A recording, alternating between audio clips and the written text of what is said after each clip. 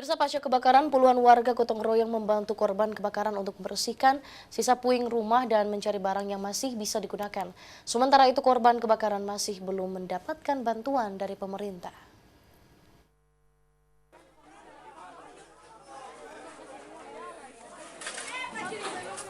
Beginilah kondisi terakhir pasca kebakaran yang menghanguskan 6 rumah di Jalan Abu Bakar Lambogo, Lorong 3, Kecamatan Makassar, Kota Makassar, Minggu malam.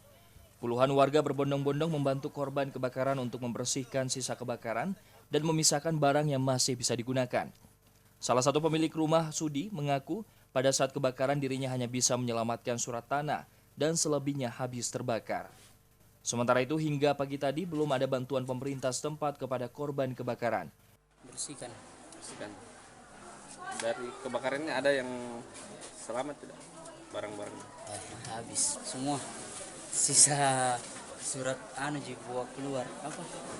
Ini punya anak tuh yang saya bawa. oh, jadi sempat bawa ini. Itu saja yang saya bawa. Selebihnya saya tidak bawa. Saya tinggalkan. Sebelumnya kebakaran di Jalan Abu Bakar Lambogo Lorong 3, Kecamatan Makassar, Kota Makassar terjadi pada Minggu malam sekitar pukul 21.00 waktu Indonesia Tengah yang menyebabkan 6 rumah habis terbakar. Asyarudin Arbab, Salabes TV.